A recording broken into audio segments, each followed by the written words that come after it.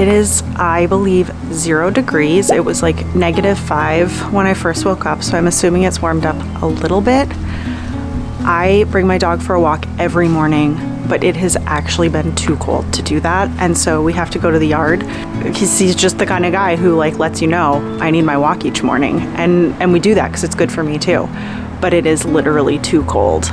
I am currently in Michigan. Supposedly this is the coldest it's been in like 6 years. And you guys, I really hope that this is my last winter in this weather.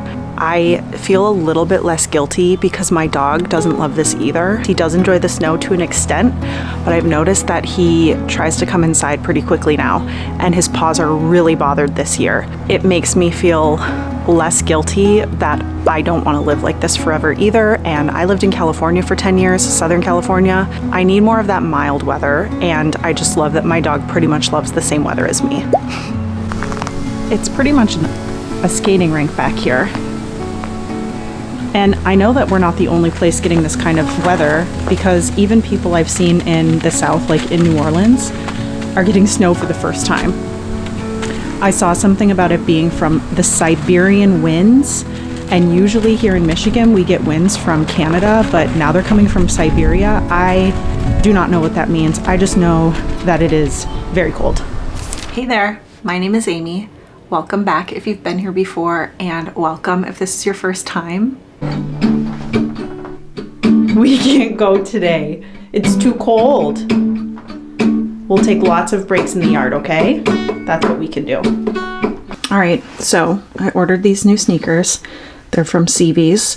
I already know I'm keeping these because they did come in a different size. You guys, are these the freaking cutest? I love that they kind of look 70s. And they are extremely comfortable. They're true to size. I actually had to switch them because I ordered half a size up per the reviews, and that was not necessary for me.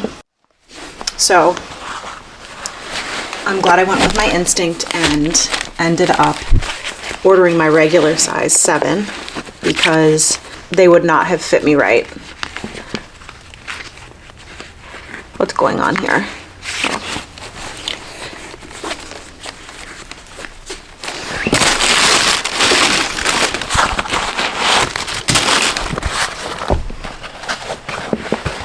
So the top part is really lightweight and the bottom are extremely supportive. I do not have any affiliation with them, so I'm sharing with you because I love them.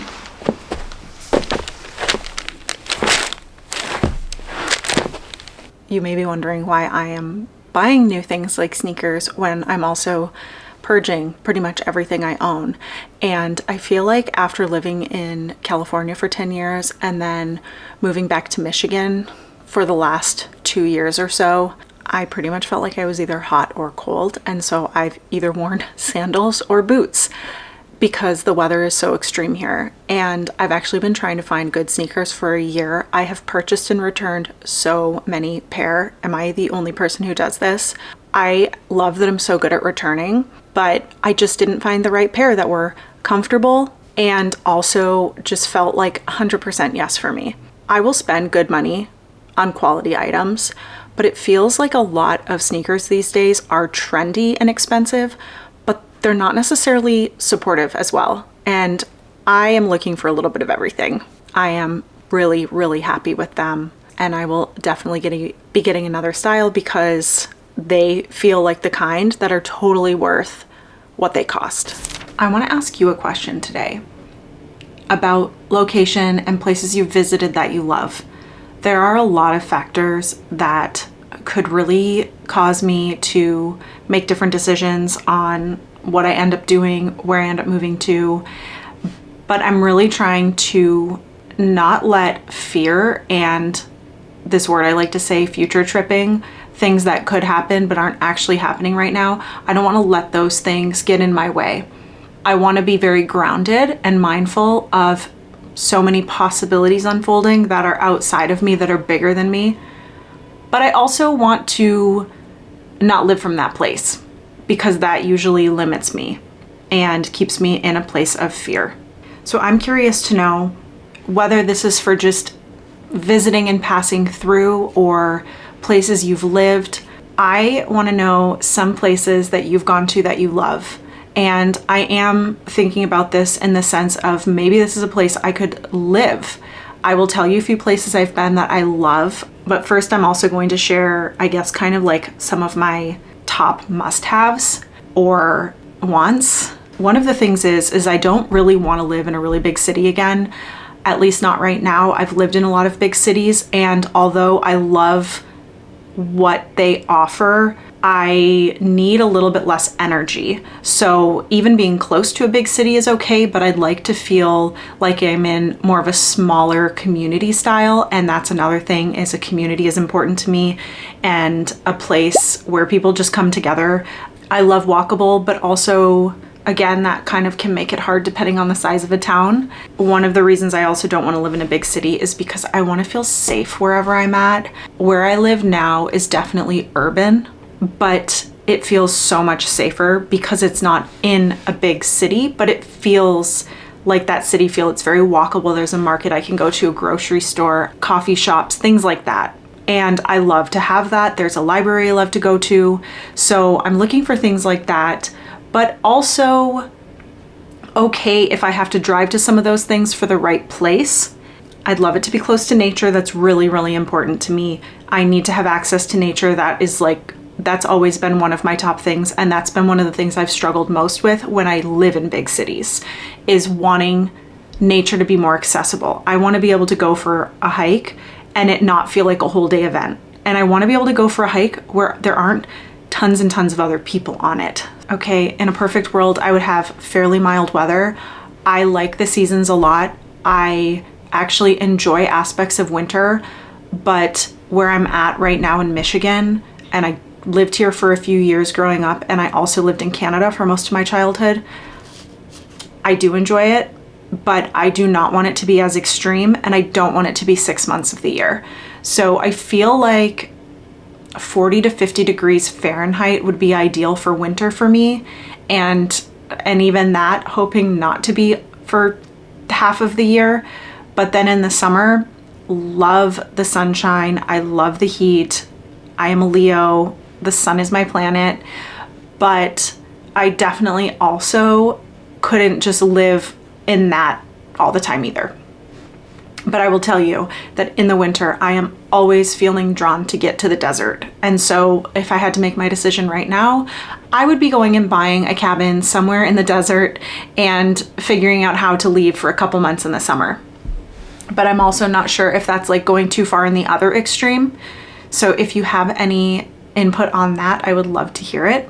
And now the part that kind of makes all of this maybe a little more challenging, but I don't think impossible, is that I don't want a place that's going to be super expensive, because right now I have some pretty clear financial goals, not only for the short term, but also the long term. And I don't want all of my money going to housing. I know it's going to be a big part of my expenses, but I really want to be mindful of this.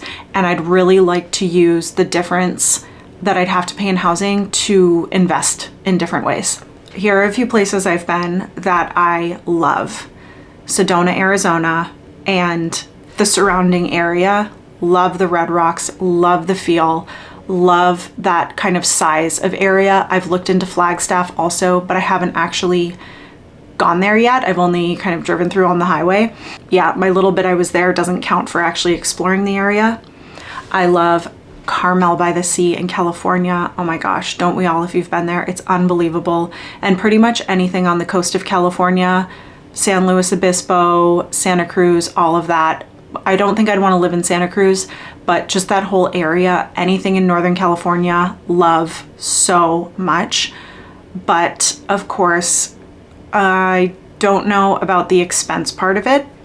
However, I do feel very called back to that area because I lived in that state for 10 years and I have friends and family there. Another place I've been that I completely fell in love with were the San Juan Islands in Washington State. I went this past summer and literally cried on my way back on the ferry because of how I felt being there. Now, if I could find housing there, that would be on the top of my list, but I do get concerned about the winters there because I lived in Portland for a little while, for about a year, and had a very hard time with the weather. However, the locals did mention that the islands don't get the same winters as the mainland. So the rain and kind of gloominess that happens more like we're used to in Seattle and Portland, it's not the same on the islands. But again, there is a part of me that's still not quite sure I want to go and make a commitment to housing of any kind, whether that's buying or renting. So these are all places I am thinking of, but still am like, maybe I just need to do more like month-long stays, and I would do them in areas that I'm already kind of thinking about. A place I want to visit and haven't been is Moab, Utah. I don't think I'd live there, but another place I feel really drawn to. Every time I drive through Colorado, I'm like, why haven't I lived here yet? But I don't know. I think that maybe it's the winters or something that make me a little bit nervous. However, I think the state just being sunnier most of the time and the winters seemingly more mild, that could be great for me. There's a city called Durango that I've had a few people randomly tell me that I should go there and live there, like that I would really resonate with it. I did drive through there and spent a night there one time and really loved it, but it feels a little more isolated, and I think I just need to spend more time there again. And then I have not spent as much time in New England area. The little bit I have spent there, I love. I did go up to Cape Cod. I went to Martha's Vineyard. I've been to New York City a few times and Boston. Love the whole area, love the vibe, but also the winters make me a little hesitant. So that's the kind of place that if I was doing more of the nomadic thing for a little while, I would do some extended stays in areas around there. And my dad's family, where I was born, is actually up in Nova Scotia in Canada, so north of there. And that is another area that is high on my list for spending extended time. I'm not sure exactly what kind of extended time that would be, but I would love to be able to spend more than just like a week-long vacation there and really get to know the area and the vibe, because when I have been there, oh my gosh, that place speaks to my soul. It is so beautiful. I visited Cape Breton and could not believe the beauty of that area. There were orca whales jumping out of the water as we were driving along the freeway. It wasn't a freeway, their little coastal way.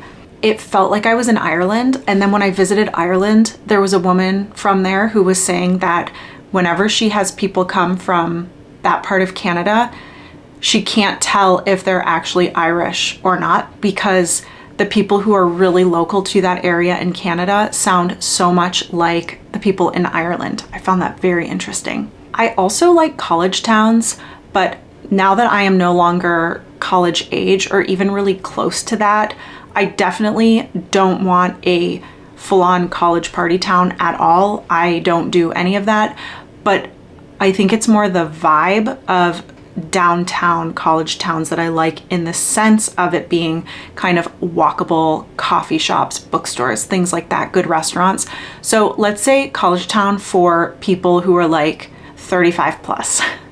So if there are any places that pop into your mind that you think I would really enjoy, please let me know. I have spent a lot of my time on the West Coast because I lived there for so long. I also lived in Chicago for 5 years, loved it while I lived there, but do not want to deal with those winters, and I don't want to live in a big city like that again. I have family there, and so I love visiting, and that is the perfect medium for me, being able to go still and spend some time. But yeah, if there is a city that you're like, you should go visit this, that really sounds like it's checking at least some of the boxes, I would love to hear from you. I love doing research on this, but it's also really nice to talk to people and get feedback from people who have actually gone to them, and not just through online video, which is how I do a lot of my research. And if I end up doing a really long road trip, I will add your city recommendations to my list for sure to check out. And I have a feeling that when you give me some suggestions, I'm going to say, oh my gosh, that's on my list too. I'm just not thinking of them all right now. All right, so I hope that wherever you're at, you are warm and cozy and enjoying this wintry weather that we're experiencing. maybe you are somewhere where it's feeling good and mild, please send some of that sunshine at least my way. And I really look forward to chatting with you soon. In a couple weeks, I'm going to be traveling, and so I am excited to create more of a travel vlog for you. Whenever I travel, I feel so connected, and I am just really looking forward to getting out of my environment and going into one that, although is familiar, it's still just about traveling. It's about getting into a different space, a new routine. It's so helpful for me. And if you're feeling in a funk in any capacity, even sometimes just doing a day trip, doing something that feels a little bit different. I love exploring the little towns around me, going maybe like just an hour to an hour and a half out, sometimes just 45 minutes. Sometimes doing little things like that are exactly what I need to shake up my energy when things feel a little bit too stagnant. And if you're feeling like you are having a hard time connecting to your creative flow, that is another thing that helps me so much. And just disconnecting, like taking a step back from the things I'm trying to do that are creative, but if I'm having a hard time actually doing that, just kind of disrupting that vibe, that energy, it's like a reset. And if you haven't already, please consider subscribing to my channel. I love having you here and sharing with you what's going on. And I just look forward to us continuing to connect and you being a part of my journey as it unfolds. I will talk to you next time. Bye.